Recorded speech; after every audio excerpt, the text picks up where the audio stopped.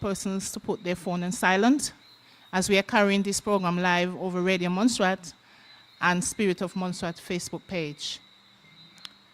Tonight we are going to have the Right Honorable Dr. Barnes, Dr. Clarice Barnes, introducing our special.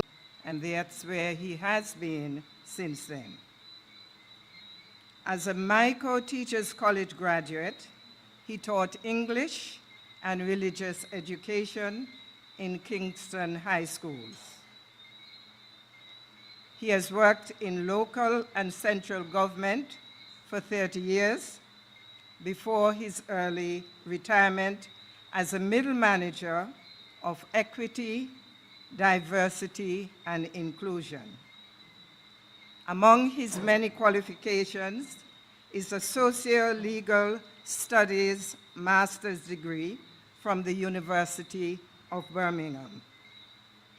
For nearly 8 years, from June 2012, Toney was a Diabetes UK community champion, devoting his time raising awareness in communities in Britain and further afield about health and well-being in relation to diabetes.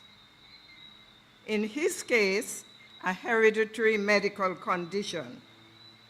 He's proud to have controlled his type 2 diabetes with physical activity and diet since diagnosis 21 years ago and has never taken medication, thus proving it can be done with the right mindset, discipline, and motivation. Toney is currently a patient expert with 3 universities as a patient and public involvement representative. In July 2018, Toney delivered diabetes sessions in Dominica with the London School of Hygiene and Tropical Medicine as part of the Queen's Diamond Jubilee Trust. In June 2019, he visited Canada to raise awareness of this medical condition. The Birmingham University Sports and Leisure Center, where Toney has been an active member for the past 10 years, featured him in 2022 on billboards across the city of Birmingham, as well as a promotional podcast on their website, highlighting his healthy approach in order to encourage and enable others to do likewise. Since the start of 2024, Toney is a public patient involvement representative on Professor Ian Maidment of Aston University-led research project. Toney, he averages 140 diabetes community engagements per year in Britain, and in 2019 did a staggering 195. He's featured as one of 500 people in the Windrush legacy publication, Jamaicans in Britain. In November 2024, Toney was granted a certificate of honorary membership of Diabetes Clinicians of the Caribbean after engaging with this group whilst on a self-sponsored diabetes tour of Jamaica. In 2025, he was featured as part of Black History Month. He was featured in an exhibition at the Birmingham Library, Seeking the Pioneers' Roots of Resistance by Birmingham Race Impact Group. There are lots and lots of other things that are said here about Toney, but I'm going to keep this as brief as possible. And I'm mentioning now that in 2025, he was granted an honorary Doctor of Science degree by Warwick University for contributions in raising awareness of diabetes in Britain and globally, as well as prostate cancer. Toney, at his own expense, delivered free diabetes awareness sessions in Jamaica for 12 days in 7 parishes during November Diabetes Month in 2022, followed by sessions in Barbados for a further 2 weeks, and he's here in Montserrat right now to do the same. Ladies and gentlemen, could you put your hands together for Dr. Toney Kelly of Birmingham.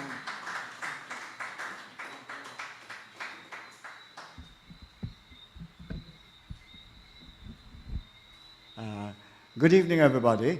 Thanks, my good friend, Dr. Clarice Barnes, for that introduction. I'm going to try my best to stand here. When I do these presentations, I walk all over the place and come within the audience, but I'm told I have to sort of stand here. So, welcome. Thanks for coming out, and I hope you enjoyed this diabetes awareness presentation. So, my strapline or my motto is our health is our wealth.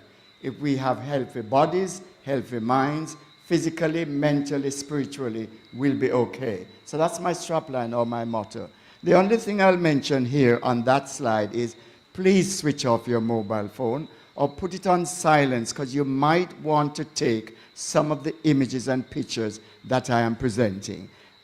If I were to get £1 for every time a mobile phone went off over the last 13 years, trust me, I'd be a millionaire now, because I'm sure one is going to go off. But moving swiftly on, that is me as a cheeky little boy. I was born in Carshalton in Surrey, with the same cheeky eyes and the bright eyes, cheeks and the bright eyes. My parents sent me off to the land of their birth, which is Jamaica. Now you can tell, ladies and gentlemen, I know some of you have been to England, that picture was taken in England, because in Jamaica, just like in Montserrat, we don't wear cardigans or sweaters or jumpers, okay? So that's definitely an English photograph, and me playing jigsaw there. I start with a health disclaimer. I am not a healthcare professional. So I'm not a diabetic doctor, I'm not a nutritionist, I'm not a diabetic nurse. I am a patient with my lived experience of this medical condition for the last 20 years. This December coming 21 years. And that's what I'm going to share with you, my lived experience with this type 2 condition. Now, so far I've called it a condition. When Diabetes UK, the well-known charity in Britain, when they trained me, they said, Tony, yes, in textbooks and on the internet, it is referred to as a non-communicable disease, or a chronic disease, or an acute disease, or an autoimmune disease. But when they trained me, they said, Tony, do not go into the black communities and tell them they have a disease. You are to refer to it as a medical condition. So that's what I will keep saying. You might know it as a disease, that's up to you, but I stick with medical condition. So, growing up back in Jamaica, in a district called Whitehall in the parish of St. Thomas, I noticed relatives of mine, I was age 7, 8, 9, 10, who had strokes. Some of my relatives had heart attacks. Some of my relatives had kidney or renal failure, which meant they had to leave the country area to go into Kingston, the capital, to go onto the dialysis machine. Some of my relatives had lower limb amputations, chopping off of toes and feet. And finally, some of my relatives died prematurely, meaning gone too. I'm amongst a Caribbean audience. In England, they say gone too quickly. Me say, you know, come from the Caribbean. Gone too soon. So as an 8, 9, 10, 11-year-old, very inquisitive little boy, I would ask my relatives what is the matter with them. This is the 60s and 70s. They never ever used the word diabetes. They would say to me, they have a touch of sugar. Have you heard it said as that? So they minimize or trivialize or downplay the serious medical condition by referring to it as a touch of sugar. By the end of the presentation today, you're going to realize diabetes is more than a touch of sugar. So fast forward in 1979, I returned to the land of my birth. I used to run track and field even before Usain Bolt was born for high school and college and youth club at the National Stadium. Then my wife noticed what we call the 4 T's. T for tired, T for toilet, T for thirsty, and T for thinner. Tired, toilet, thirsty, thinner. I was displaying those 21 years ago. My wife kept saying to me, something is wrong with you, because I was getting up 4 or 5 times during the night to go to the toilet or the loo or the bathroom. But I was in denial. Most men are in denial. Most men are not in touch with their feelings and their emotions. Women, at the first sign of an ache, a twitch, or a pain, make a beeline to go and see their GP. That is fact. Men, at the first sign of an ache, a twitch, or a pain, gone to the rumba, then go and play cricket, then go and play domino, then go and watch a football match, and they are not in touch with their feelings and their emotions, so they don't go to the GP. I'll put my hand up and say, well, I was one of those men. Eventually, I could take the nagging from my wife no more, and went one morning early with a sample of urine before breakfast to the GP. She put the stick in it, she held up it to the light, and she said, it changed color. I think you have type 2 diabetes. But for a definitive answer, I'm going to send off to the lab a sample of your blood. And it came back as an early Christmas present, this Christmas coming 21 years, that I have type 2 diabetes. Ladies and gentlemen, I wasn't surprised. It runs in my family. So in other words, it is hereditary. But I then decided, when I thought of all the suffering I saw of relatives as an 8, 9, 10, 11-year-old child growing up, I decided to make what we call the lifestyle changes or the behavioral changes in order to keep the complications that I alluded to at bay. So that's what I've done for the last 21 years, coming up, making sure with my wife, daughter, and son-in-law, eating very healthy, so I take no medication, as Dr. Barnes mentioned, at all. Moving swiftly on, some of you might remember this. Your country needs you. The Second World War was 1939 to 1945, when the Germans and Hitler really devastated Britain, especially London and Coventry and other areas. These were the posters that were all over the Caribbean and Asia and Africa, wanting people to come back to rebuild Britain after 1945. So, some of you in this room might have relatives who have done that. So some went as street cleaners, conductors, bus drivers, and so on, to rebuild Britain, the mother country as it was called. What happened was, I went one too many. The National Health Service was formed in 1948. Remember that, 1948, as was when the first Windrush ship went to Britain, 1948. So in 1952, the woman in the middle is my aunt from Bath, St. Thomas, Jamaica, who went to London, Tootingbeck, to train as a state-registered nurse. My mother on the left, the only black person on the left, went the following year, 1953, also to train as a state-registered nurse. The woman on the right is my aunt, their sister. She went in 1956. So I call them the 3 degrees. And I show these, especially in Britain, because when you see images of people in Britain bigging up the National Health Service, trust me, they show only white people. Our children, our grandchildren, our cousins, nieces, and nephews, they need to know our history. And if you want these, I'll gladly give you them to you. We need to show that black people played their part in bringing Britain back up to what it was. Are you with me on that? Yes. Right. So I show them. Some people say, why you have to fight for your family? Well, if I don't show them, how people are going to know that they were part of the whole development of Britain? So, I moved to cooking. As a child growing up, every time I made a beeline to go into the kitchen, these were the words of my grand aunt, who was a primary school teacher, or my granny, or my grand uncle, in pure Jamaican language: go take your book, which meant go and do your studies. So in my days of the 60s and 70s growing up, boys were not allowed in the kitchen. It was a no-go area. And even at school, the boys did auto mechanics and woodwork, and the girls did home economics and sewing and dressmaking and baking. I'm saying to you, assembled group here, you are to get your boy picnic them to learn to cook. So this business of can't cook, won't cook, let me engage with you.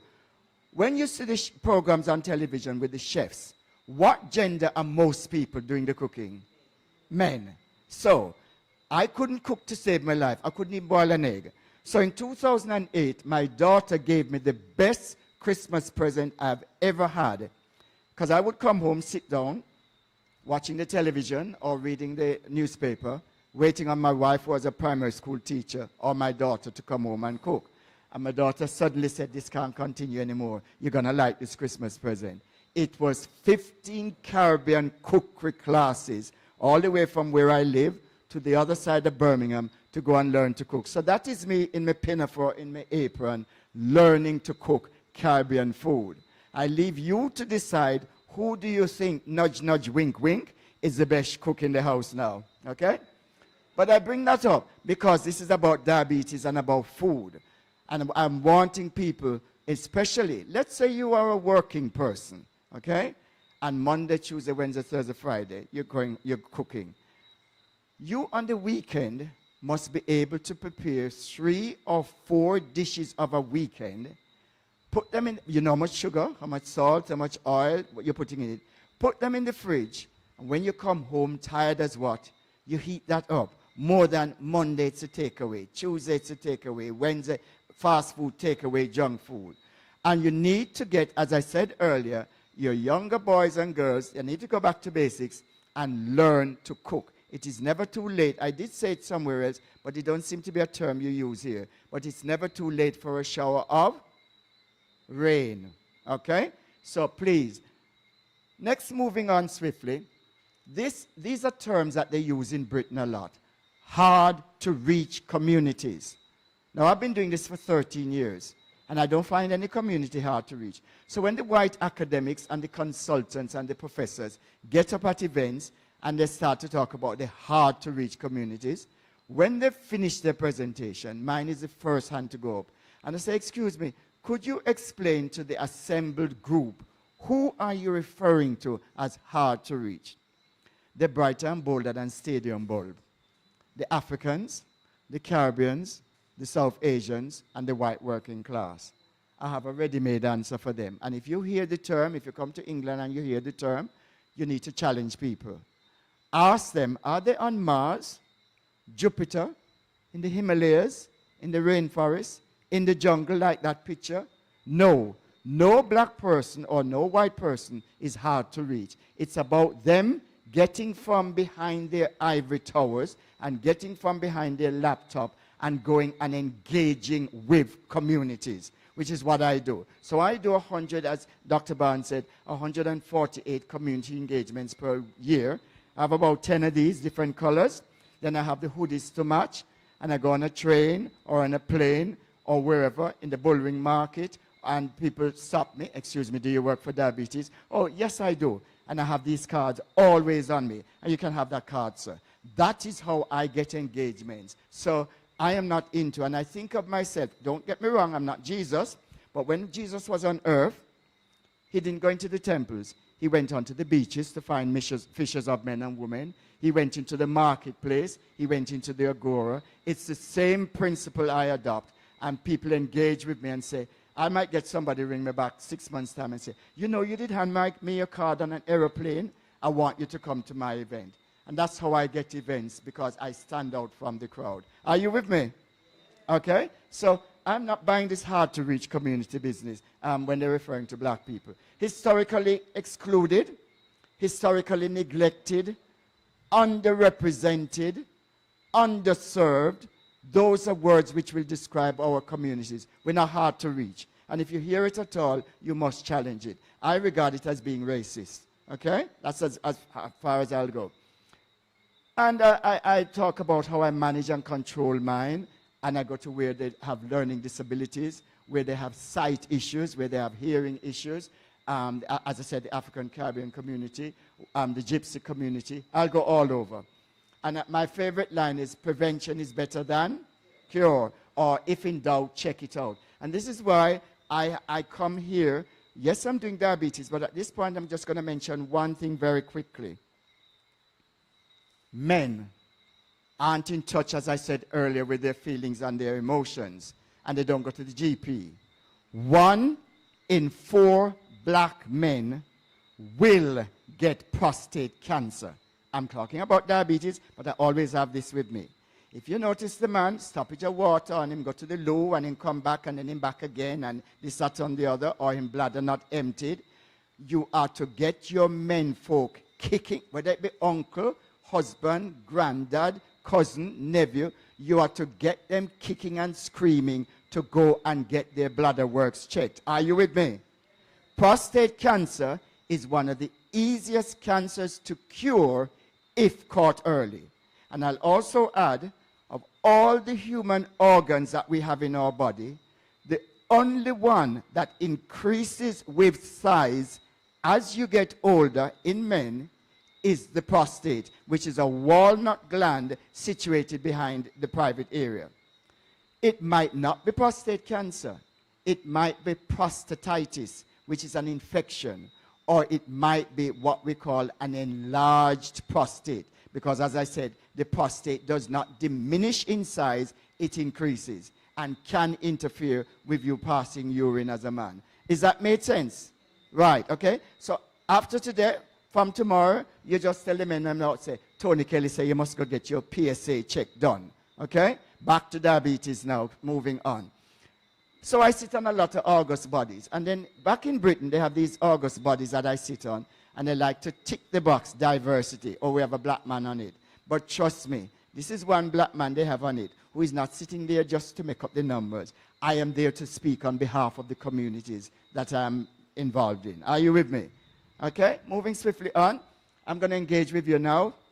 Shout out for me, before I show you them, any one of the top 10 countries in the world. I'm not going to say whether you're right or wrong, but shout out those you think, the top 10 countries in the world where diabetes is rampant. Shout them out. Come on. United States, yeah? Montserrat? Huh? England? Come on, come on. Canada? Belize? Barbados? Okay, we stop there. Feast your eyes on the top 10 countries in the world where diabetes is rampant. While I have a sip of water.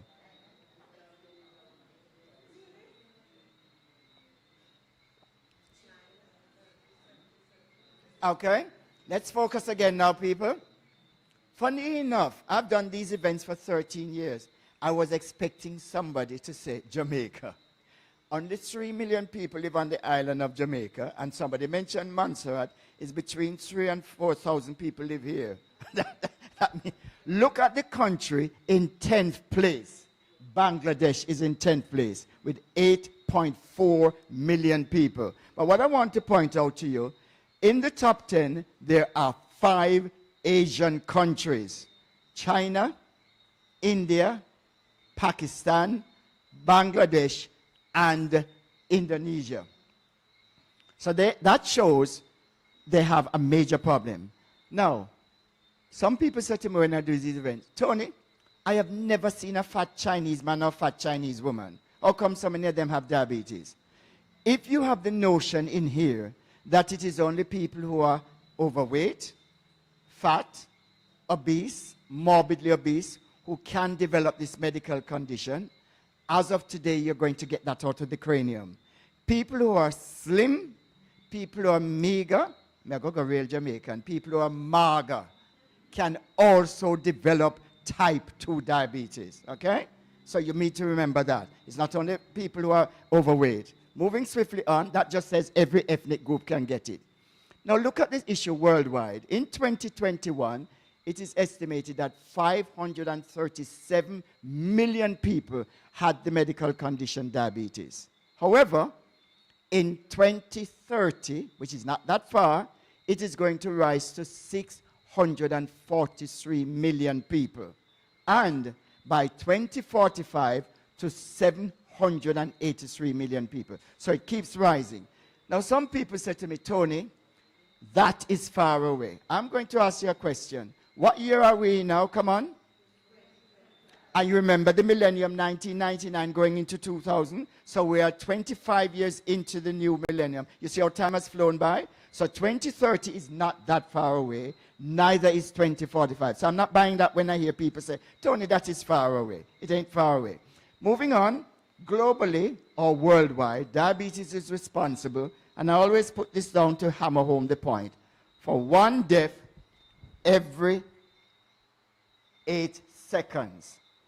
Every 8 seconds in the world, somebody dies from diabetes complications, whether it be the stroke, the heart attack, the blindness, the kidney failure, the cutting off of feet, or what have you. Usain Bolt, who has the world record for the 100 meters, that's 9.58 seconds. I know that off by heart. It even says it's rising. So by the next time Dr. Barnes and Anne invite me back here, it won't be every 8 seconds that somebody dies. It might be every 5 or 6 seconds. That means it's rising. Diabetes is taking us over big time. In 2021, and the International Diabetes Federation chose that year for a reason, because that was the year when we were right in the midst of COVID-19 and the coronavirus. Well, in 2021 alone, 6.7 million people died from diabetes. Just from diabetes, and every year the figure keeps going up. Okay? I'm coming to Britain now, because I can talk about Britain. I've lived there since 1979. 5 million people in the United Kingdom have the medical condition diabetes. However, there are 1 million people at the bottom walking around with this medical condition and do not even know that they have it, simply because they have not been to get a checkup. And this is where I have a problem, where when I go to Jamaica, when I go to Dominica, and when I go to Barbados, every time they want to go and see the GP, it's money, money, money. The National Health Service in Britain is totally free. And there's so many missed appointments where people don't bother to keep their appointments with the GP or the hospital or the clinic. And it's a case of wanty, can't get it, and getty, no want it. Do you know that saying? Right. Well, that's the issue. And I have to be waking people up and saying to people, listen, your health, you need to go and see to your health. I say to people, they have a motor car. It might be a Volvo, a Benz, a Lamborghini, a BMW. They take it once a year to get it MOT tested. You do the same here. I am saying to you, gentle people, your body given to you by Jah, Jehovah, Allah, whoever you worship, is far more important than that piece of junk. And people say, Tony, you can't call me BMW and my Lamborghini a piece of junk.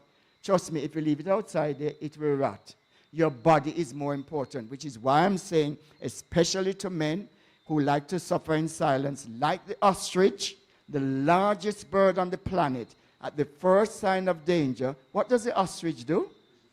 Bury its head in the sand. That's absolutely so. Men are like that. I was one of those men, because when I went to get my blood test done after my wife kept nagging me, the GP looked on the screen and said, this is 21 years ago, you know. Do you realize it's 8 years since you've actually been down to this surgery? And I held my head down in shame. And I'm saying to you, especially you men folk, I go to a lot of funerals in Britain, and I always ask, what killed so-and-so in the 40s, 50s, 60s? And all I keep on hearing is 2 things for men: prostate cancer and type 2 diabetes. Come on, people. They need to wake up and smell the coffee. Are you with me on that? Right, so moving on. I'm asking you to go get your checkups. So that's where it's showing from 1998, if you come down, it was 1.4 million. In 2018, it was 3.8. And now we are in 2025, 5 million people. And another 1 million have the condition, but don't know they have it because they haven't been tested. Okay? Moving on. 90% of people have type 2. Try and remember that. It's 100%, but 90% have type 2. 8% have type 1, and I'm going to explain the difference between type 2 and type 1. Then 2% have rarer types of diabetes, which because I'm not medically qualified, I don't talk about those 2%. I focus on the 90% who have type 2.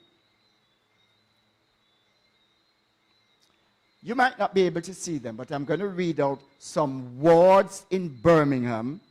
We're gone from countries now to wards in Birmingham, the graph where the diabetes is high, high, high. Listen to the wards. Some of you who have been to England might know them. Aston, Nechells, Sparkhill, Sparkbrook, Lozells, Small Heath. Give me the reasons, and I'm looking for one in particular, why diabetes is rampant in those that I've just named. Sorry? Migrant communities, yeah? That's right, but I'm looking for another reason. A lot of black people living there, that's correct. Put your thinking cap on. Thank you, thank you. Every second shop you pass is a fast food, takeaway, or junk food. And I'm saying to people, you need to go learn to cook, go back to basics and prepare your food at home so you know how much sugar, salt, whatever you're putting in. That's the exact answer. Some people think of it, but that's the correct one. In Leafy, Harborne, Selly Oak, Bourneville, Edgbaston, you know, have all of those fast food places.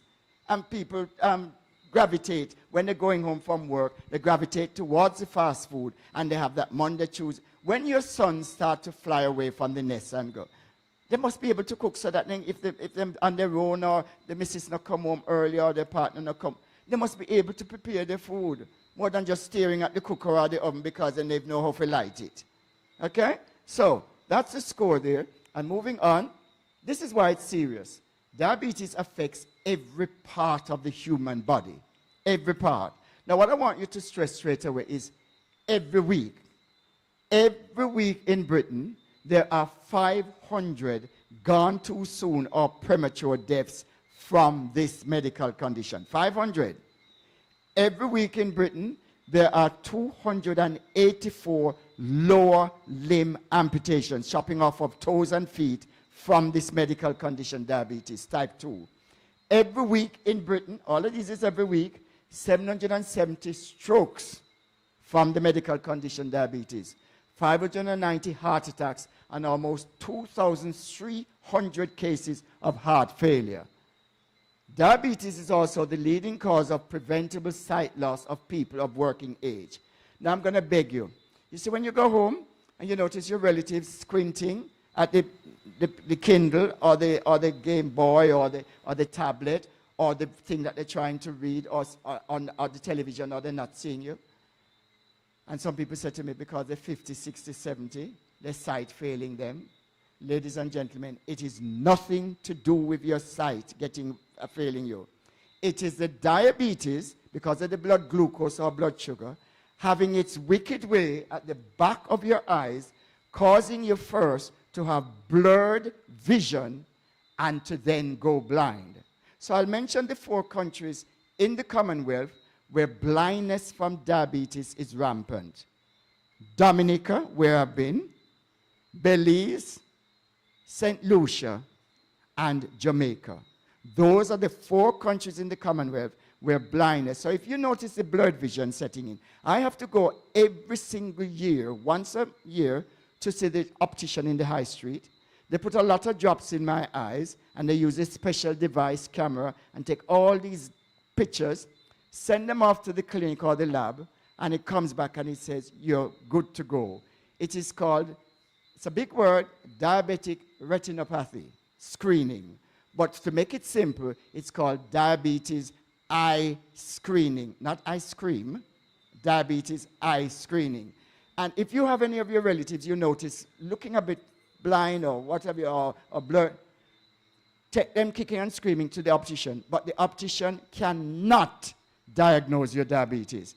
He or she will say what they see at the back of the eye and suggest that you then go forward to the GP to have the blood test done, because that's the definitive answer as to whether you have type 2 or type 1. Have I made that clear? Have I made that clear? Right. Now, can you all read what's at the bottom for me, please?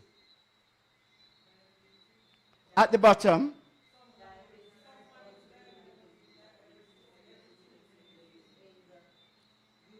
Now, let me tell you something. I've been to 3 primary schools here, and they read that with gusto and feeling. You're all big people. I want to hear a resounding, again, please. That's better. Every 2 minutes in the UK, someone gets a diabetes, gets a diagnosis that they have the condition. Now, some of you in here might have won the lottery and won 10 million pounds. Ladies and gentlemen, 10 billion pounds is spent by the National Health Service on diabetes alone. There are countries in the world which do not have that amount of money as their gross domestic product. And we in Britain are spending 10 billion pounds on diabetes alone, which is about 1/10 of the NHS budget, or 1 million pounds an hour. Now the next slide, apparently it can't play. It's a 2-minute slide, but I'm urging you to go home and watch it.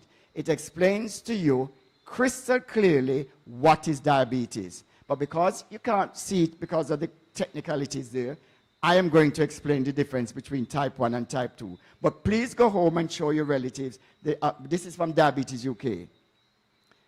The person who does the voiceover in it, his name is Philip Schofield. He doesn't have diabetes, but his mother has. His mother has type 1 diabetes. 2 other people I'm going to mention who have type 1. That's another pound for me. I told you one would go. 2 other people who have type 1 are the well-known black American actress Halle Berry.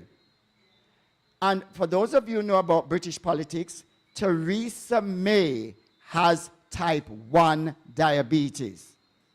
Now with type 1, we all have an organ situated across here, every one of us. It is 6 inches in length, and it is called the pancreas.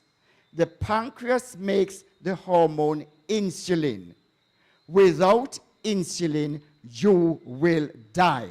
You cannot survive without insulin.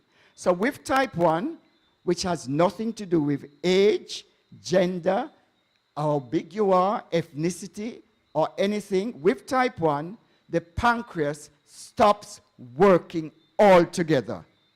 And over a very, very quick period of time. And you have to go to the GP, and the GP says, your pancreas has stopped working. You then have to, for the rest of your life, that's why only 8% have type 1, inject insulin into here. Type 1, insulin. Now, some kids at school don't want to come out and see the school nurse 2 or 3 times. So some kids who have type 1 wear an insulin pump strapped to their body, which drips the insulin in their body to keep them alive. Now, sometimes when I go to the school, they say, sir, can the person take the pump off to go and have a shower or a bath? Yes, they can. But once they've had the shower or the bath, they have to put the pump back on, because that is keeping them alive. And type 1 is nothing to do with gender, ethnicity, age, or lifestyle, or how big you are. That's type 1. The pancreas has stopped working. So, the 14th of November coming, remember this, is World Diabetes Day.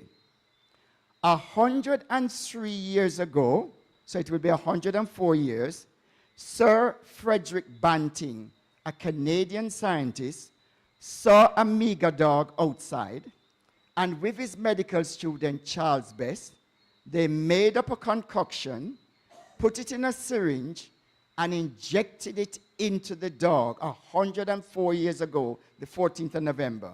The dog started to put back weight on again. That was how man-made or artificial or synthetic insulin was made. Of course, it's been made much more better since. So his birthday happens to be the 14th of November and is always celebrated as World Diabetes Day. As an aside, there is a very important person which Montrealsians should know who has a birthday on the 14th of November. Who can guess who that is? I'll tell you, King Charles. But him have nothing to do with diabetes, by the way. Okay? But King Charles, the 14th of November. But the World Diabetes Day is celebrated every year because of the discovery, and he won the Nobel Peace Prize as well, because of the discovery of insulin, man-made. Now, with type 2, 90% of people have type 2. This is the score with type 2. Sometimes, as in my case, it is hereditary. It runs in the family. So that's one. Sometimes it's to do with people having too much weight around here. Sometimes the pancreas is doing its job, but not doing its job as properly as it should be. So it causes some people to get diabetes type 2. Okay? And as I said before, some people who are slim can also develop type 2. Now, some people with type 2 have to eventually go on insulin. Some go on a well-known drug called metformin. Some, and when you go and watch that, there is no known cure for diabetes. So I'm begging you. You go to the WhatsApp or the Facebook or the this, and they say, come on, here's a cure for diabetes. And you send up for the pill, the potion, the tablet. How do you know the quack, the fake, the false, the phony person, what they're putting in send that come give you? It might be horse manure, it might be cow dung, it might be grass. Do not send off to any. If anything, you go down to the hospital and go and see the health experts there, or you go to the National Health Service website or Diabetes UK website. So type 2 diabetes, some people end up having to take insulin. Some people lead such a rigid lifestyle that what they're able to do, not many, they're able, because of physical activity and diet, to reverse the diabetes, and it goes away. It's not cured, by the way. If they go back to eating unhealthily and not doing physical activity, what you people call exercise, the diabetes will come back. So there's no known cure for diabetes, okay? And in my case, as I said, it runs in the family. It's hereditary. So age is a factor. The older you get, it can come your way. Family history, ethnicity, waist circumference, which I'm going to do in a moment, and if you have too much body mass index and weight, then these are the issues with diabetes. Now, we're all big people here, erectile dysfunction. Sometimes the man trying to make love to his partner, the blood glucose, because that's what it is, or blood sugar, keeps on making the penis flop. They cannot maintain an erection because there's too much blood glucose or blood sugar in the penis. That's why it is called erectile dysfunction. Okay? Next one down. And I've made sure to quote the reference where this comes from. Sexual problems are more common in women with diabetes than in men. Page 58 of your guide to diabetes. Did I bring any of your guide to diabetes there? I probably didn't bring. Yes, there's some there. Yes, this one. It's in there.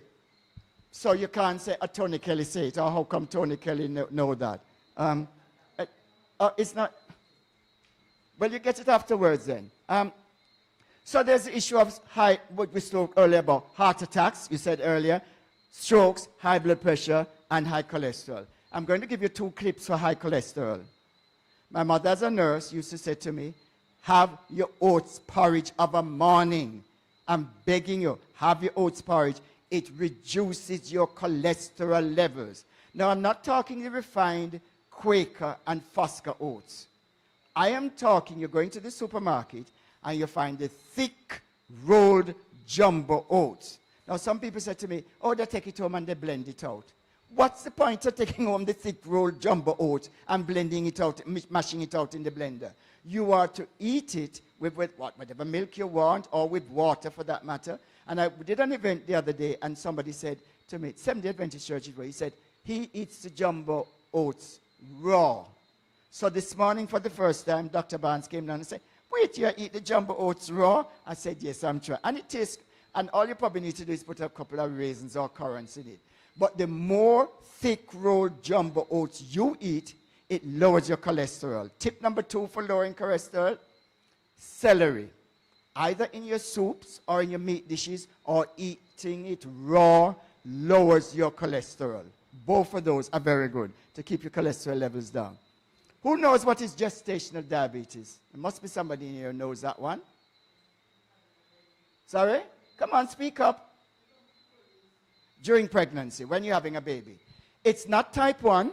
It is not type 2. Some women during their pregnancy develop gestational diabetes. And it is only during the pregnancy. Once they've had the baby or babies, it disappears completely. But what it is telling that mother is she is at future risk of developing type 2. And the babies she's had are also at future risk of developing type 2. So they need to be extra careful.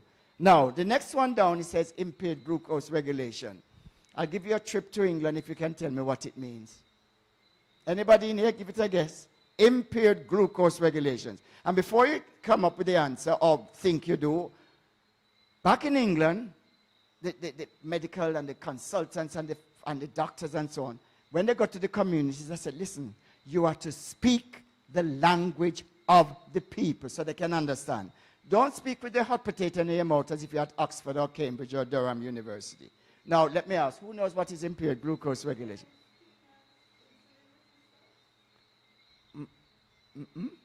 It's not on that border. I'll tell you.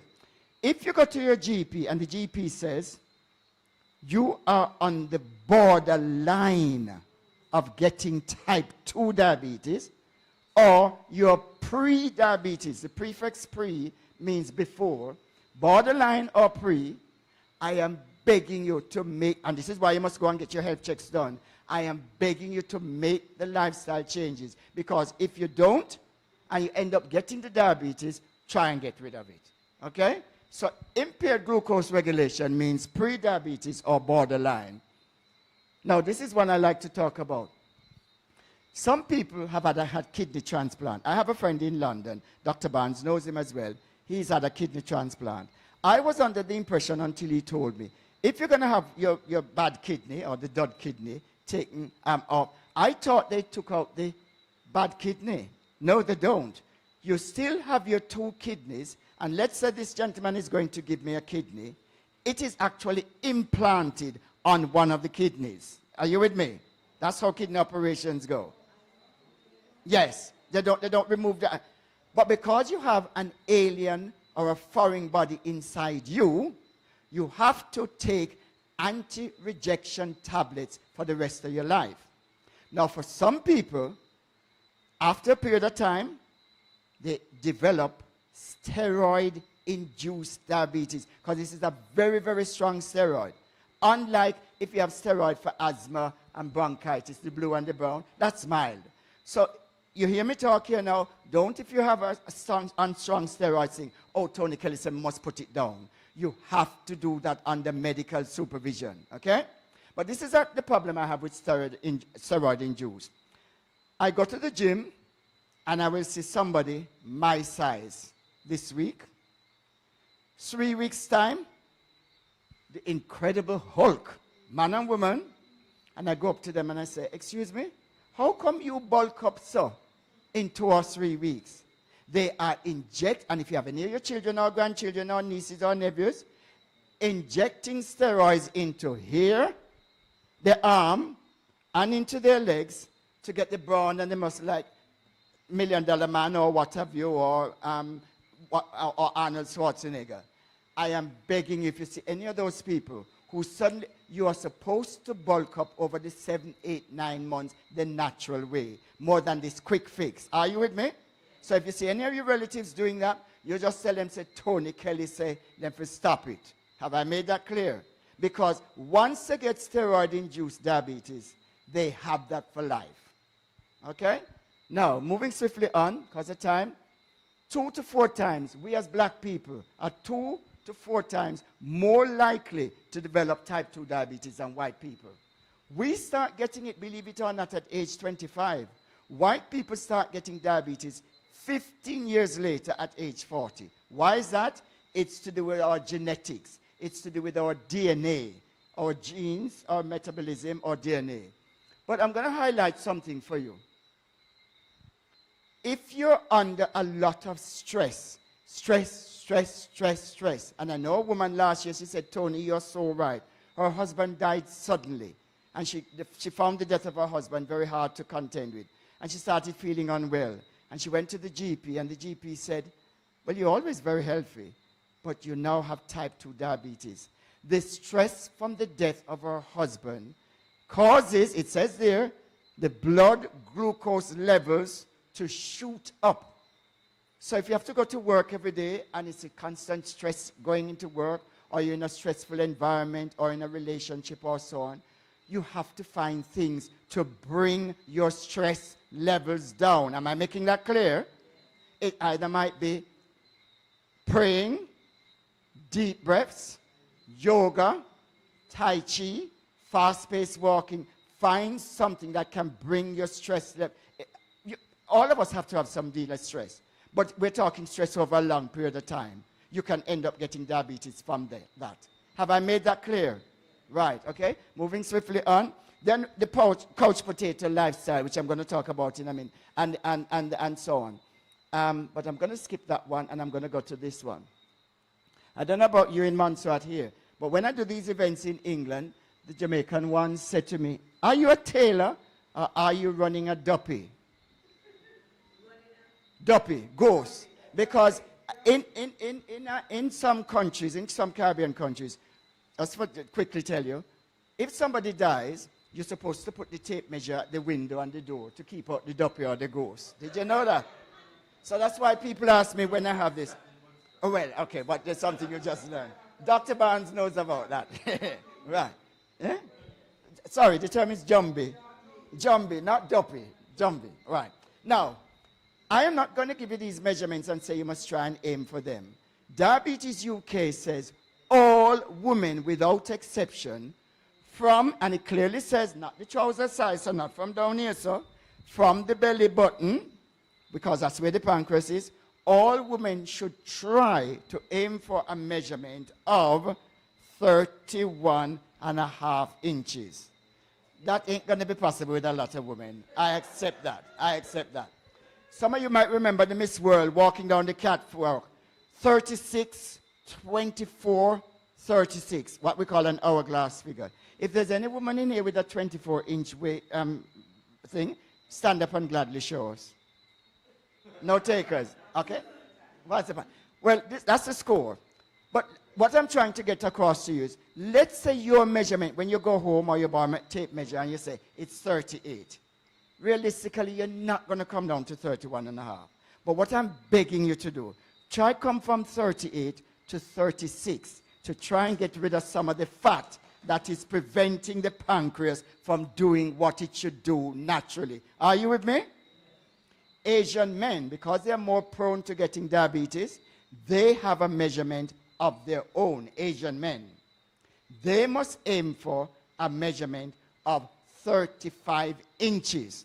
So sometimes I go to some of these events and I will say I'm Asian man and the belly out here, so 44. And he telling me, say, him watching him weight.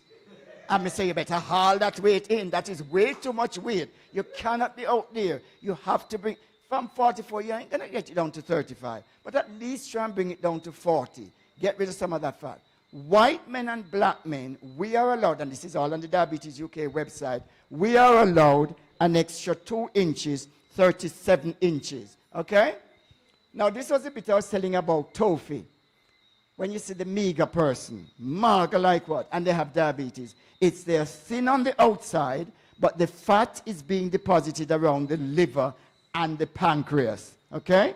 So if you see a thin person and they tell you they have diabetes, it's not up to you to dispute them. They must know if they have it or not. So the signs and symptoms, you heard me talk about the 4 T's. Tired, toilet, thirsty, thinner. Some people in their private parts get thrush and genital itching because of the whole heap of blood glucose and blood sugar. And weight loss. Can you all read at the bottom? What's at the bottom for me, please?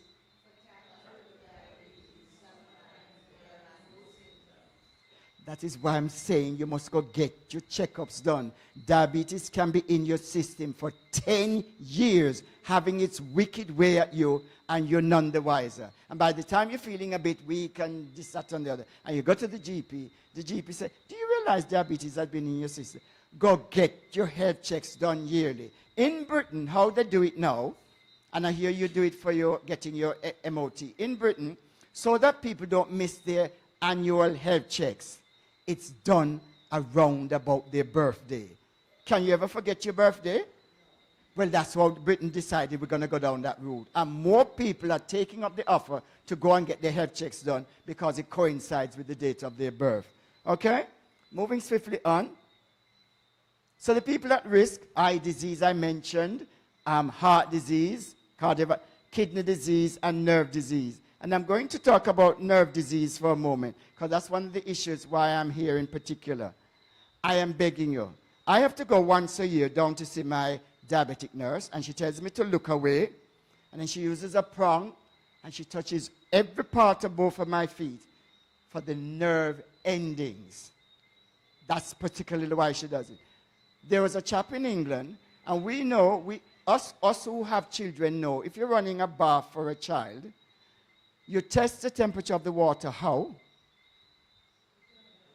Not with your hands, no. How do you test the temperature of the water if you're going to bathe with the elbow?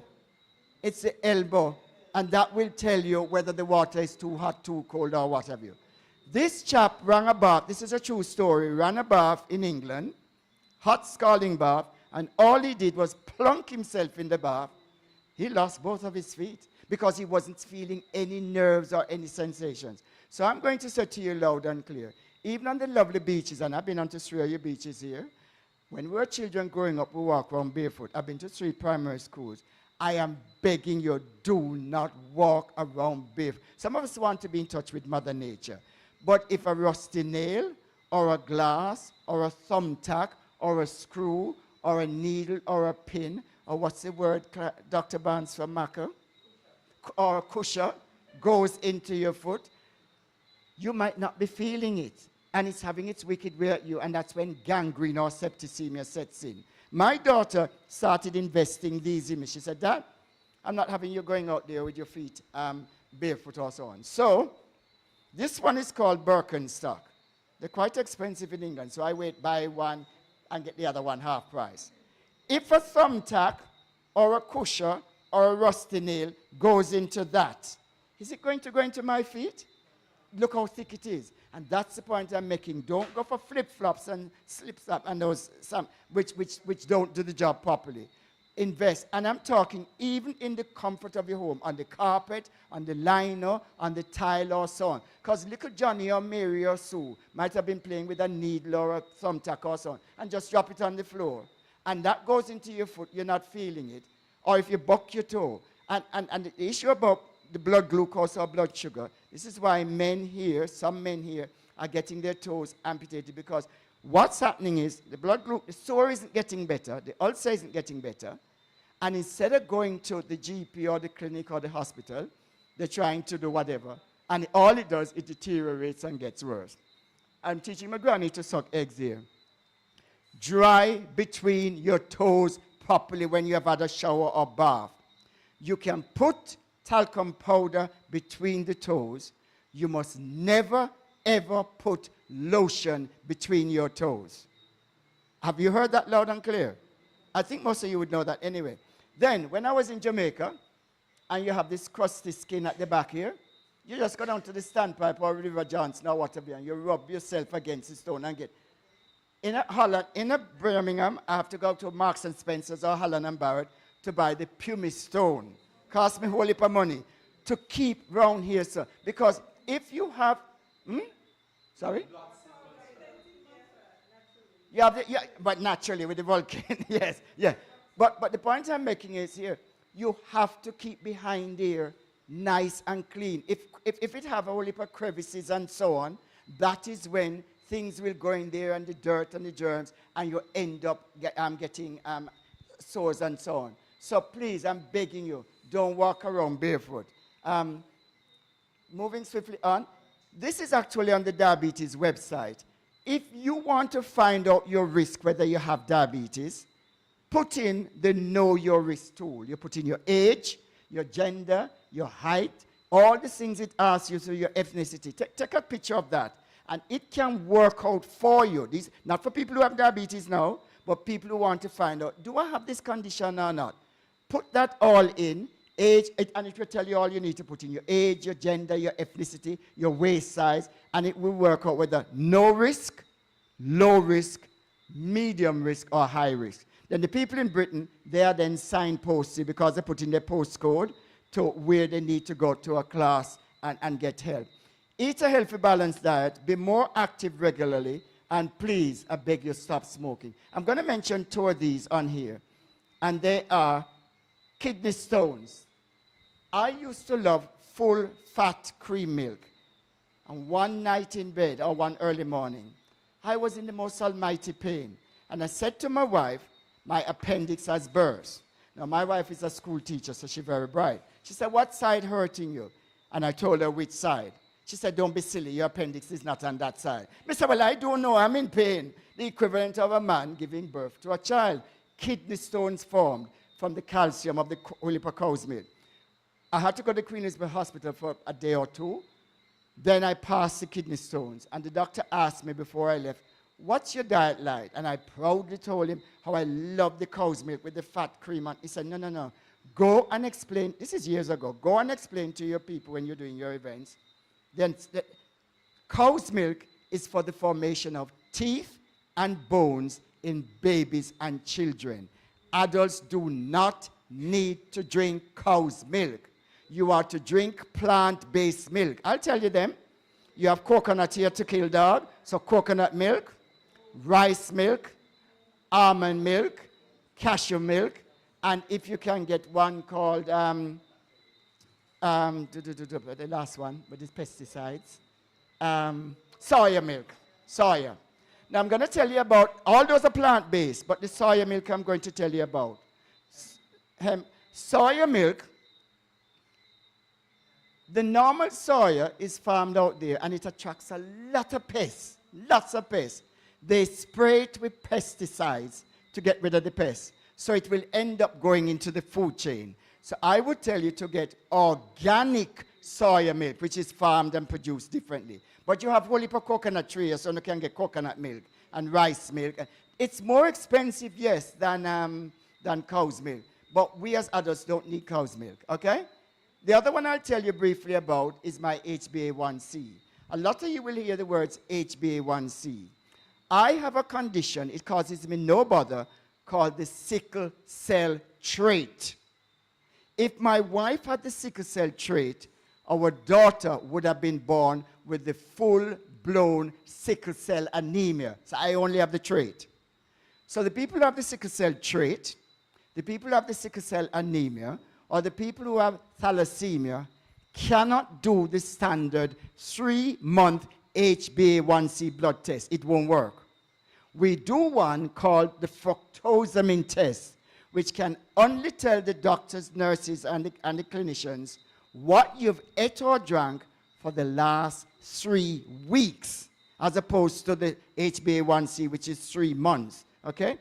Then, when they take the bloods, and they should do that, that's a national thing all over. When they take the bloods in 2 vials, the HbA1c on the cap must be red.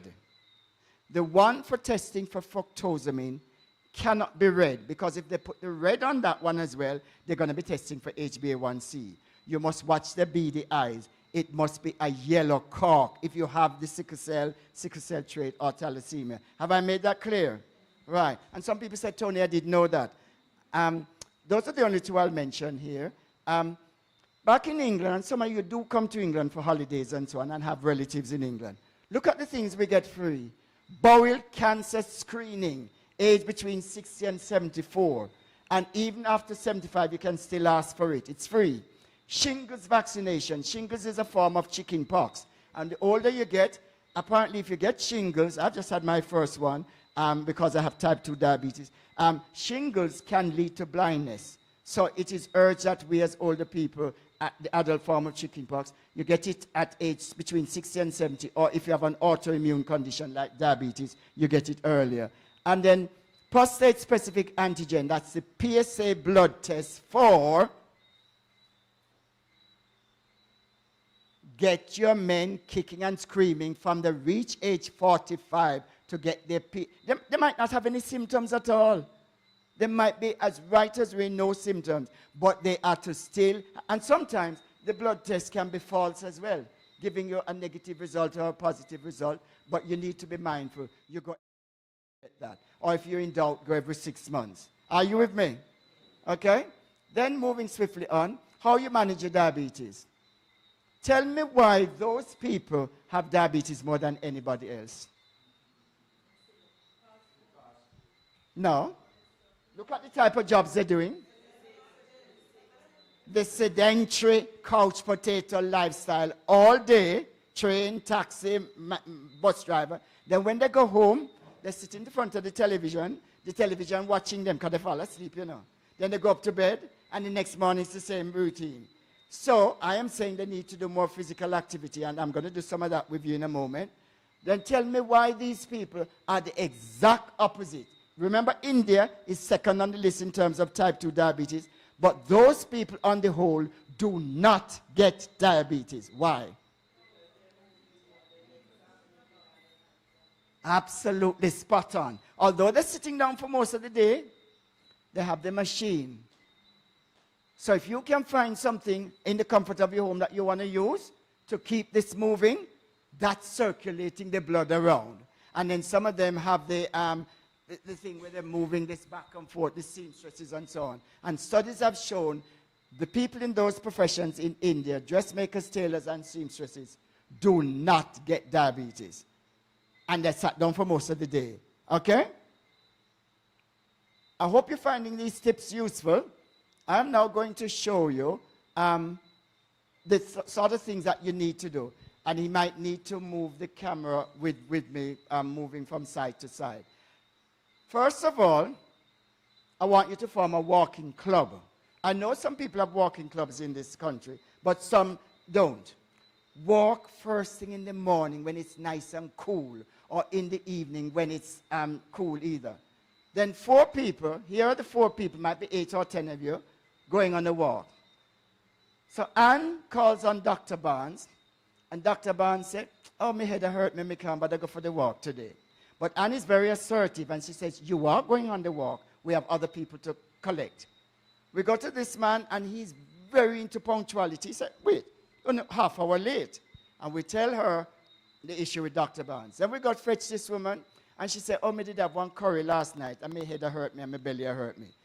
And you all try and convince her and the others all to come on this walk. If you try and do it on your own, after 2 weeks, you're going to give up. You have to have people there to motivate you. So some will go quicker and be at that station, and others will go farther. And trust me, this place reminds me of Whitehall, St. Thomas, where I grew up.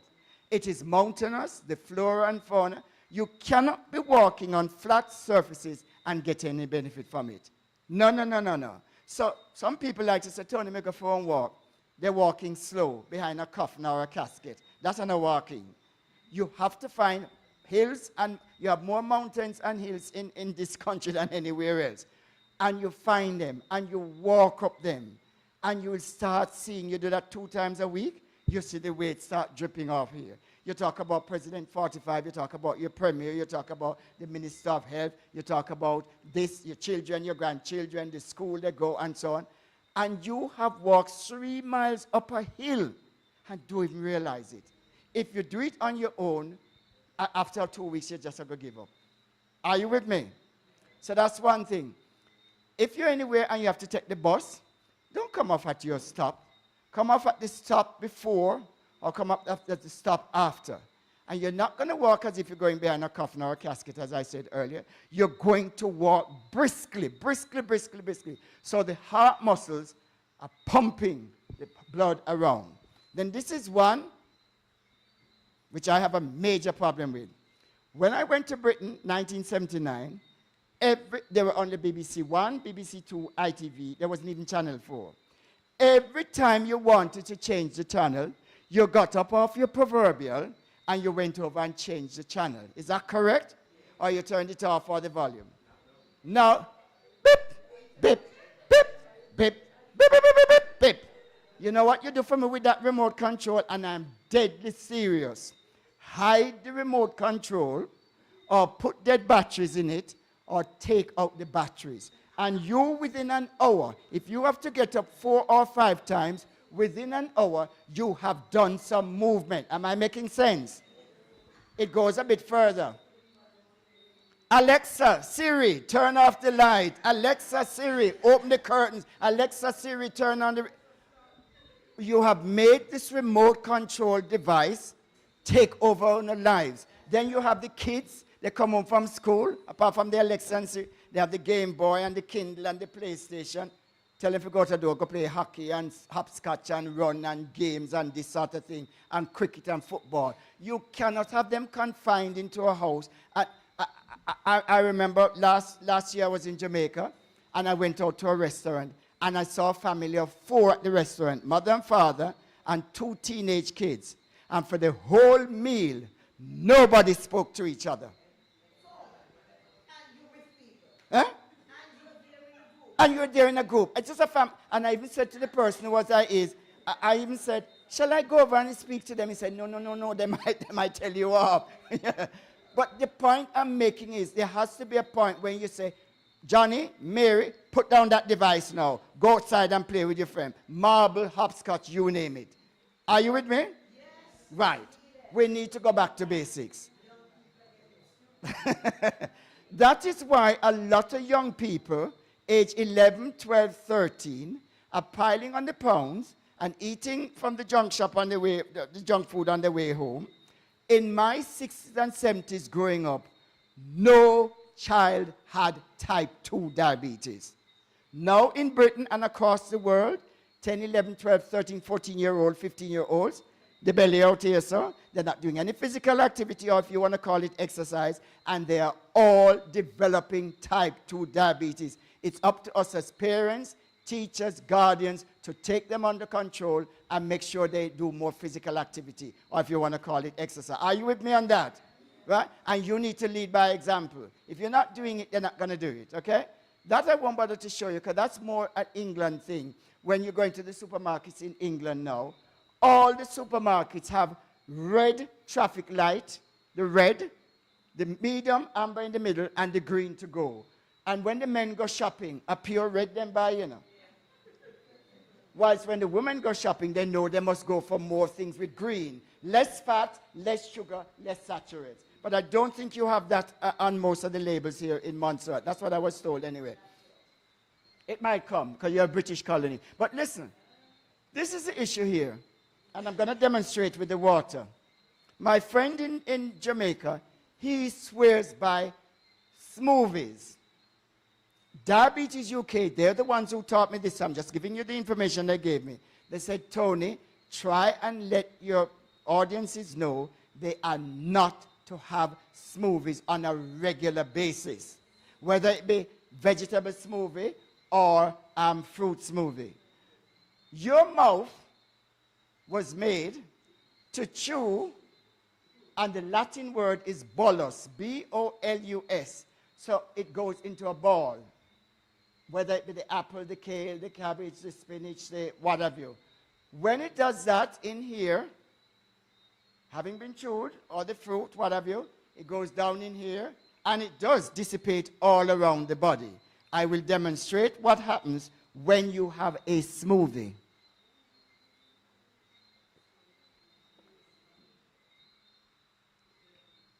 That's it. It don't go around the body. So I'm telling you, smoothies are a rarity. And that's for the ones that you see in the supermarkets. They are packed with sugar. So please avoid them like the plague. Okay? Then moving swiftly on. I am going to stop for one moment while you look, I might have to read them out since the people online might want to know, the benefits of drinking water. I cannot stress enough how much it is important you drink water. You're in a country where you sweat a lot. And all that sweat and all that minerals, you have to put it back. So a good source of water is coconut water because that has a lot of electrolytes. But plain water. And let me make it quite clear. I am not talking fizzy water. Or I see people go to a restaurant and ask for sparkling water and fizzy water. You will still pile on calories from drinking fizzy or sparkling water because they have to put chemicals to give it that fizzy and spark. When rain falls from sky, is it fizzy? So what the dickens you wanting fizzy or sparkling water for? Plain source of water. And then I've drunk from that spring you have here, which means I'm going to come back to Montserrat. Huh? I even said, up to today, I said to Dr. Barnes, God, the water in this country, unlike in Britain, no chlorine in it, no this, no. It's just a natural spring water. You can't get better than that. I'm begging you to drink more of it. Look at the things it does. I'll read them out quickly so the ones who are listening on that. Kidneys flush out the toxins, poisons, impurities in the body. Keeps you hydrated instead of dehydrated.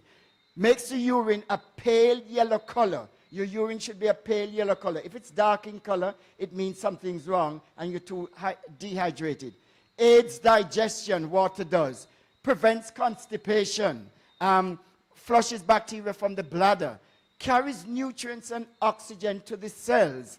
Normalizes blood pressure. And we know we as black people suffer from blood pressure a lot. And protects organs and tissues. I can't stress the benefits of water. And we tend not to drink. And let me just also mention, not just water, watermelon, cantaloupe, oranges if you can get them, satsumas, sugar cane, all sorts of different fruits have water in them. Is that correct? So those are also part of what can be your daily consumption, depending on the fruits that are in season. That's the Diabetes UK website, where you can, if you're in England, you can phone up that number. But they also have the website there on the helpline, www.diabetes.org.uk, or you can email them at helpline@diabetes.org.uk. And then I'm going to quickly, before I ask any questions, show you another slide, which I think is very important, and it's going to talk about cultural myths. Bear with me 1 second. Where is this? Hopefully I'll manage to, cultural myths. Here we go. From beginning. Now, every place has cultural myths and misconceptions. And I'm going to run through some with you so you get an idea. It's called cultural myths and misconceptions, which are abounded by passed down the line, that sort of thing. So the first one is Karela. The Asian community uses bitter melon and bitter gourd quite a lot to season their meat dishes. It's very good, but it then gives it a nice flavor, okay? In the black community, we like to use aloe vera or tuna or cinco viber. I never do these events and stand up here and say, forget the herbal remedies and the bush teas and the this. When I used to have a fever or a toothache or so on, all my grandmother would do is send me to go get leaf of life or soursop or so on. And when she done rub me up, I am at school the next day. No Panadol, no Cafanol, no paracetamol, no Fensic, old-time bush remedies. And Dr. Barnes has introduced me to so many here. So every morning, well, I don't drink green tea or coffee anyway, but every morning I've had a different type of bush tea, boiled and given to me with a bit of honey. Some people might not be able to get honey, but sugar, a small amount of sugar. Don't sniff and frown at the local bushes that you have here, which make good tea. And you have to go out there go buy it, okay? And you need to get the children into the habit of saying, yes, this is good for you, and so on. There's so many things. If you do your research, cleansing the system, this, that, and the other. So, herbal remedies, I'm all for them. And me and Dr. Barnes, we're joined at the hip when it comes on to herbal remedies. Okay? Next one here. I've got to ask the question, is diabetes a touch of sugar? Hands up. But thank God no. Because sometimes when I do cesarean in England, some people quick me put up there and me say, me there I beat up my mouth for an hour. And you tell me at this stage, diabetes is a touch of sugar? No, it isn't. I like white people. Listen to this. I like white people. But white bread, white flour, and white sugar is a no-no. Did you hear that? White bread, white flour, and you use corn, you use wholemeal, whole wheat, wholemeal, and cornmeal and so on. Brown sugar in small portion sizes and so on. But you have to, that is processed sugar. You shouldn't be eating white sugar at all. Full stop, period. It won't do your body any good. Do you more harm than good. In some cultures, this is a fact, in some cultures, you will see the man walking down the lane, the street, or the avenue, or in his village, and he's even skinnier than I am, and next to him is his princess, his duchess, or his queen, and he must show off, I've conquered, because she have big boobs and big bottom, and what have you. We've been keeping it real, and they deliberately feed up their women folk to that size. That is a recipe for disaster. It should not happen, okay? Here's another one. Diabetes is an old person's condition. Back in the 60s and 70s, I would agree with that, but not anymore. But it's a myth that's still around, okay? Now look at this one. A big belly is a sign of a happy marriage. That means that the wife have feed him up nicely in belly big. Let me just go back to see how much you were paying at. He's about to have triplets, by the way. Look at the size. Let me see if you are paying attention. What size should women aim for? 31 and a? And where should it be? Down here, so the trouser size? From the belly button on it. What size should Asian men aim for? 41. Are you crazy? 35. 35. And what size should black men and white men aim for? 37. But I did say if the person is at 42, they realistically might not get down to 37, but try and bring it down from 42 to 40 to allow the fat, the pancreas, to get do its job properly. This is one we hear as well. There are some communities, I won't mention them, but instead of having the lovely fruits in the larder, they want to show off how ostentatious and posh they are and so on. And they fill it with cake and donut and this, that, and the other and so on. That is 3 times a year. You are to make sure you have whatever fruits are in season, you go for those fruits and have them. Instead of, I'm going to come on to mango in a minute because that's an issue. But that is no good. That's another cultural myth that we need to dispel. Oh, if you get diabetes, the Holy Bible or the Quran say, it's in the Bible or the Quran, just accept it. Nowhere in the Holy Quran, which is the Muslim Islamic faith, or in the Bible, does it say that. So we have to try and dispel that myth when I go into those communities, okay? What's all this fuss about? It's just a mild condition, no big deal. Everybody has it.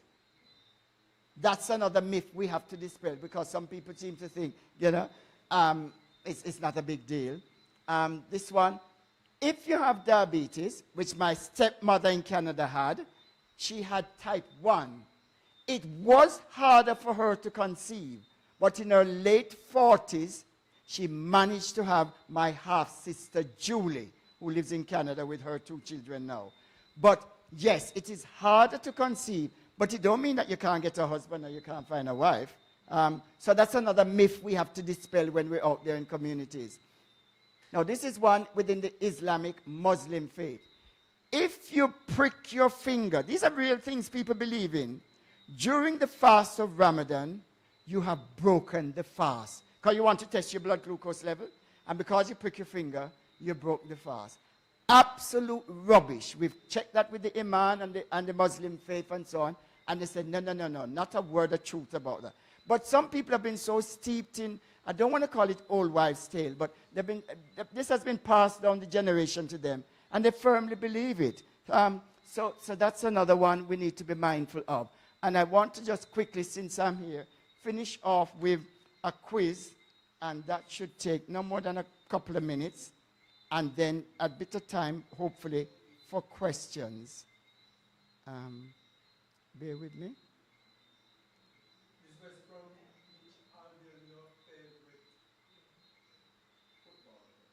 Why did you ask that? Huh? Oh, right. Oh, the person who did my thing. Yes, it is my favorite.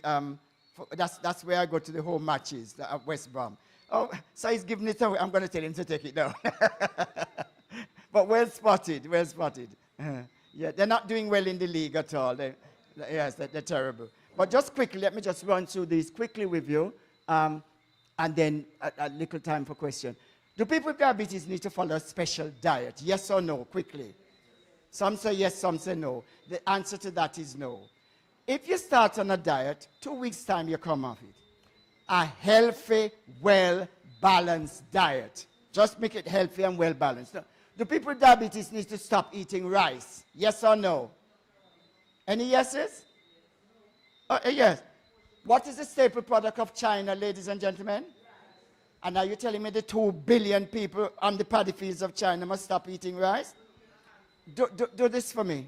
Put your hand out like that. Everybody, clasped.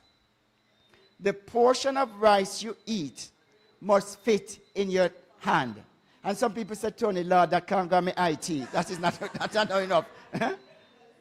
Remember, all carbohydrates you eat, rice and the bread and the yam and so on, break down. It's starchy food, carbohydrates for energy, but it breaks down into your body into blood glucose or sugar.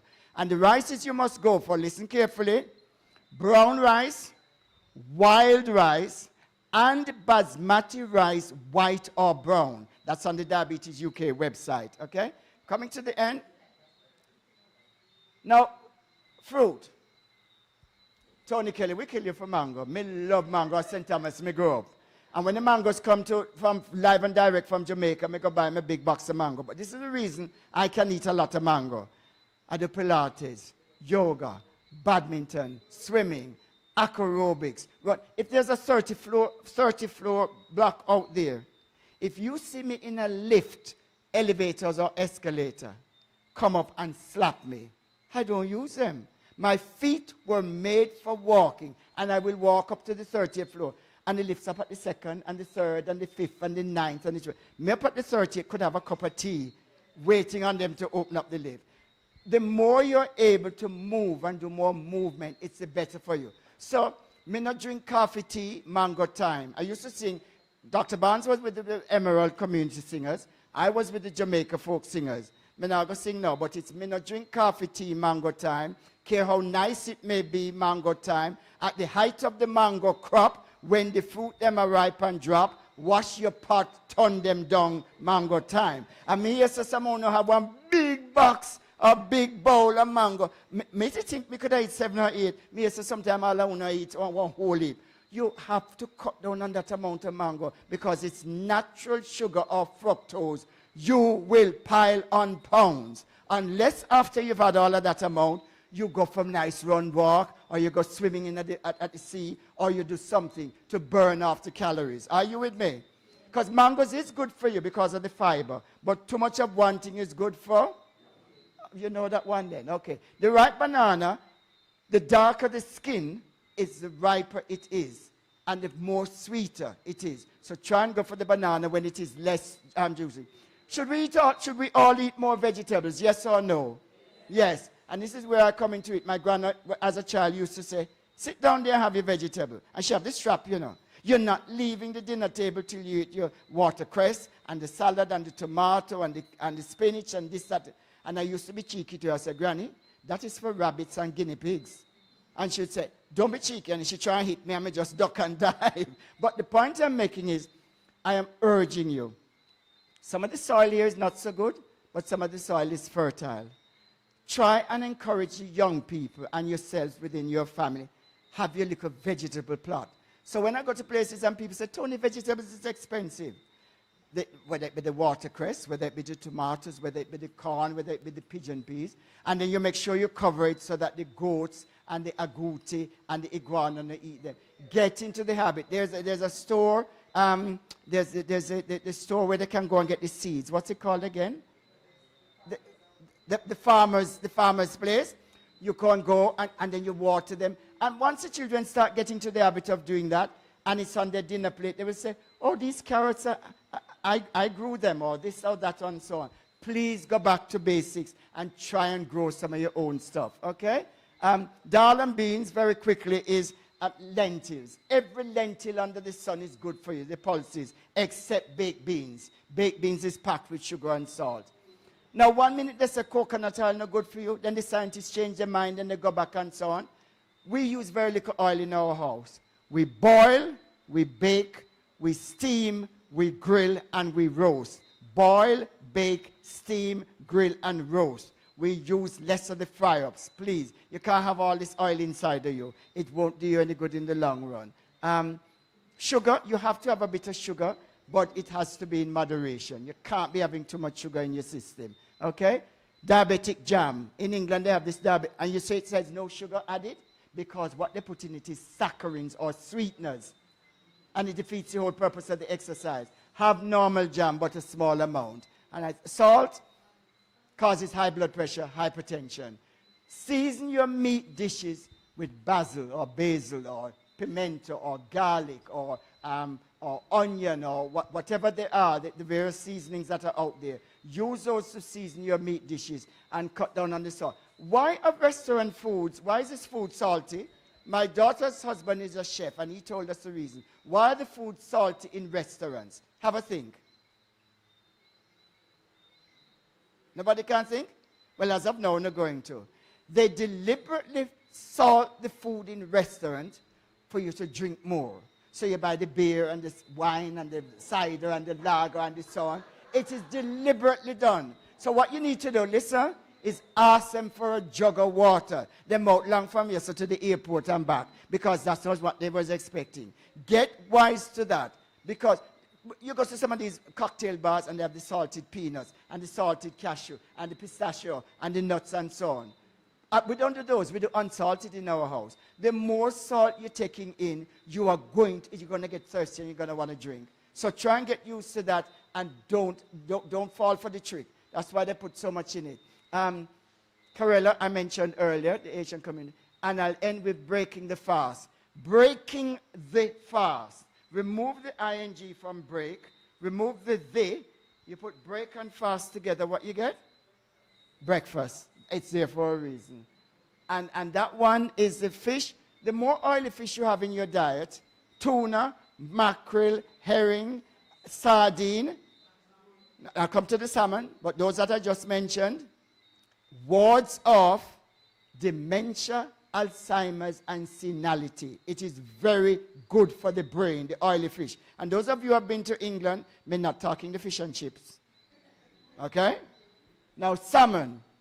The pink salmon, especially in Britain, it's farmed, and they fill it with pink pellets, which gives it that lovely pink color. It is carcinogenic or cancerous. Doctors have told me that. You've got to go for the red salmon from the wilds of Alaska and the Hebrides and of Scotland. That is the salmon to go for. Now, every morning you don't have lemons here, you have lime. Every single morning for probably the last 10 years, I eat nothing under normal circumstances until 11 o'clock. I squeeze a lemon, or you can squeeze a lime, in warm water, and I drink it. One's alkaline and one's acidic. I can't remember which is which. The lemon is one and the stomach is the other. It wakes up the stomach. And that's the first thing that goes. And some dentist told me a few years ago, but Tony, you mustn't drink this warm lemon. It will erode the enamel of your teeth. Drink it through a straw. And that really is good for waking up the stomach.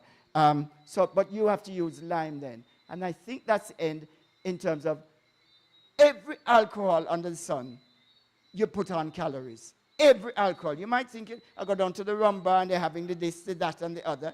and that stays in your system and can also make your diabetes come your way. Stop smoking, and that's the end. Thank you very much. What time is it? Question. Sit for a bit, Tony. What are you giving me?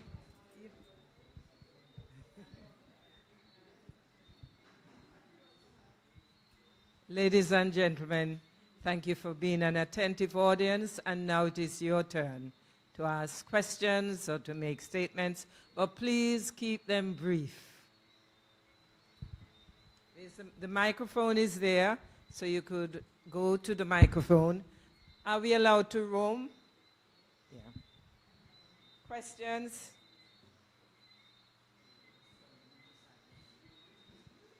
You see a hand? Where? Oh. Night, everybody. Mr. Kelly, good night. Welcome to Montserrat. You say earlier, you encourage the ladies to teach them young boys to cook. But you know, men are the best chefs of the world. Going to the hotels, this tourist boat, everything. Men all the time win out the competitions. You know that, right? Okay. But what the difference now than when I was little? Because you encourage us for keep on our shoes. But back in the day, our parents don't got no money for buy shoes and so. So we go to school barefoot. And all them stuff that you talk about, rusty nail, kusha, tax, all them they don't punch me on my foot already. So what the difference now than then? Well, all the food we're eating, the processed food and so on, and people not doing any physical activity, I would suggest that contributes to making the situation worse for everybody. But I'd still maintain, don't walk around barefoot now. There's way too much things that can happen to people barefooted. Okay?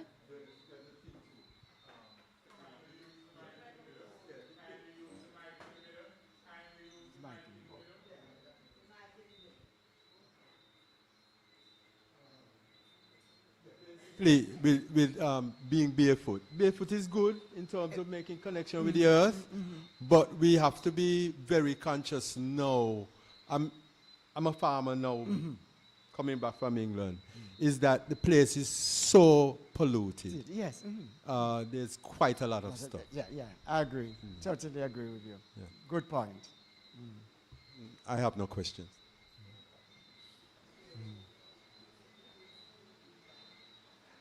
Since there are no questions, this book I brought, Diabetes UK, Carbs and Cals. We eat every day, and sometimes we struggle. How much glucose, how much sugar, how much oil, how much what, this, that, and the other. I would urge you to have this on your kitchen table. Carbs and Cals, World Foods, a visual guide to African, Arabic, Caribbean, and South Asian foods for diabetes and weight management. Invest in it. You get it on Amazon or whatever, $12.99, and it is a good source, because we struggle. Is that enough rice? Is that enough oatmeal? Is this, that, and the other? I'd pass it around, and you take a picture of it, and I'd urge you, because we use this at home a lot. Carbs and Cals, World Foods, those who are not able to see it, supported by Diabetes UK. It is a very good book to have in your family home.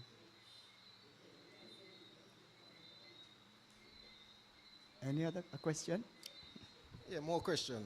I can't question the whole night, you know. Yeah.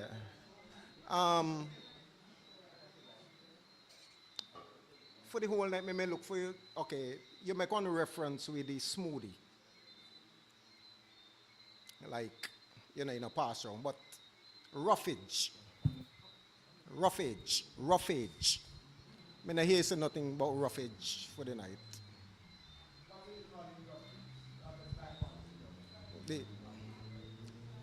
Well, Well, you know, have to be five alone because, like, grape, you know, when I was little, we used to eat a lot of guava Yeah. and eat sometimes too much that we can't pass our stool.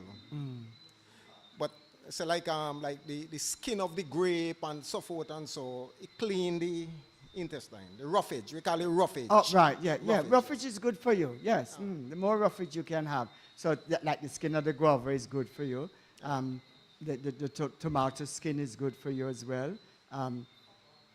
Pawpaw skin is good for you. Some people don't eat it, but others do. Yes, but roughage is a good form of fiber in your system as well. Anybody else asking a question? Or? Okay, let me ask. No problem. Okay. We notice now that we get like the imported oranges and so. And you know that that bright looking orange and the bright looking color, you know that they don't come natural. It come by one chemical that you spray. You know about? I can't really speak for Montserrat and the type of oranges you get here, but oranges vary from place to place. So, but one has to be mindful of. Okay, but what may say, you know, natural, like you got your orange in a yard and you're going to pick. This now one chemical spray, and the chemical would have penetrate that skin. Okay, even like American apple and so forth and so. Yes, You we'll know, avoid right, them. you know that they spray for marketing Yes. and pretty the eyes. Yes, for Yeah. preservation. So avoid those like the plague. Right. So what would be your recommendation to us with those kind of stuff? Go for your Montserrat grown fruits. You have a lot of fruits at various parts of the season. Yeah. And avoid things which you know are sprayed, like the apples you're mentioning and the oranges. Don't have those. Yeah. How? But the point about it, see how we got a problem, you know, we got a problem in Montserrat. Because you advertise for come and got all these meetings. Watch, look at the hall. People watch online.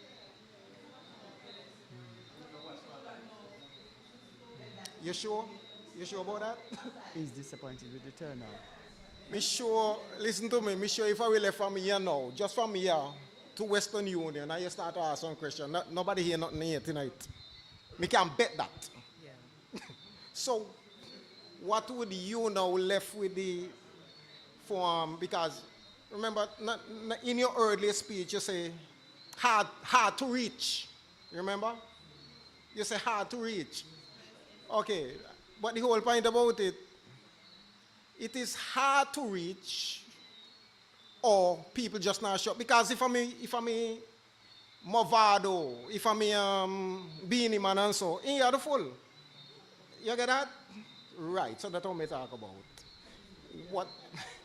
What would you left behind for educate the Montserrat population? Okay. I have done a series of, I've been here since the 29th of last month, and I've been to several places, including schools, the college, churches, etc.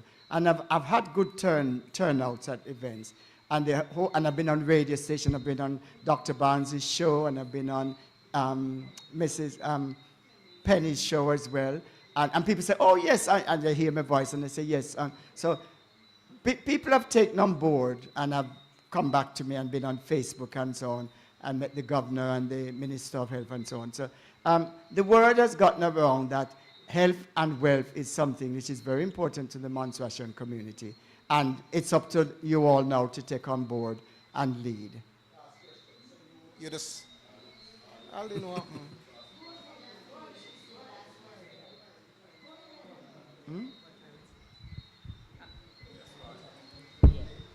Yeah, good evening.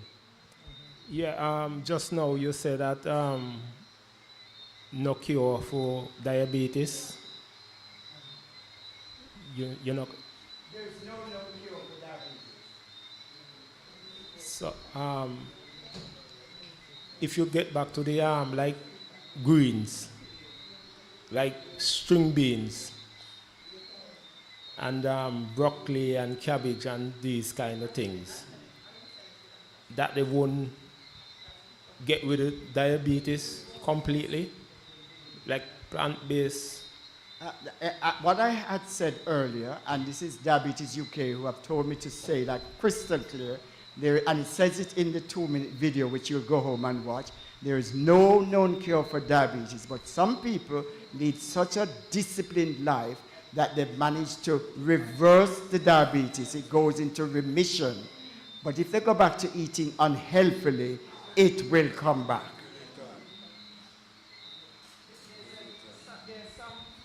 There's some people who believe, for example, that string beans has insulin. I don't know if that's where your question is originating. So there's a belief that if you eat string beans, you eat okras, and so on, that it will lead to a cure. That's news on me. But do eat the vegetables as much as you can, more than the whole heap of carbohydrates, and so on. Go for more vegetables in your diet. Good evening, Dr. Toney, and thank you very much for your very informative presentation. I've learned some new things tonight about diabetes. Now, I want to share an experience that I had. I was visiting a utility company. So at lunchtime, as part of your health and safety routine, when you're eating your lunch, you're supposed to take off your boots. Those big boots and those thick socks, you must take them off, right? Because the health and safety team was encouraging the workers, the men, to look at each other's feet. That's a good idea. And the reason why they did that was because they had several incidents of workers losing their lower limbs. And they say, imagine, we provide our workers with health insurance, you know, we give all these health benefits, but still, so then they introduce this thing. So what I have done when I learned that is whenever I'm working with construction workers and dealing with health and safety and so forth, I would encourage the contractor, right? Diabetes is real. It's realer than a lot of things. So if during lunchtime, you could encourage them to take off their shoes, let their feet breathe, whilst they're eating lunch is a good practice because then they get in touch with their feet. And what you can't feel, you could actually see. So I'm just sharing that. Yeah, I like that. That's a very positive approach, yeah. I'll bear that in mind when I'm doing my events. Yes, well, thank you. So we are nearly at the end of our session here tonight. We have about 2 minutes left. And if there's anyone with a burning question, here's your chance to jump up and get to the mic and pose that question. You literally have to run because the time is counting down. You, okay, in your presentation, you touched on the symptoms that show that you have diabetes. Could you just say something more about nerve pain? Could just touch on it. Yeah, remember I said at the beginning, I'm not a healthcare professional. So if you're having any nerve pain or issues to do with your nerves, you really need to go and see your medical experts so they can take you through what it is that is causing the pain or the suffering or the hurt or so on. I'm just talking in a general sense that nerve damage is one of the issues for limb amputations, cutting off of toes and feet. But I can't really go into detail because I'm not medically qualified. That's okay. The person is hearing. All right. Thank you very much, Dr. Kelly. That is our final question. And I want to thank you all for coming out tonight. The house is indeed full. And I would like to thank the listeners and those who are viewing this through the live stream. And Thank you again, Dr. Kelly. Thank you, Mrs. Thomas. And thank you, ZJB, for carrying this.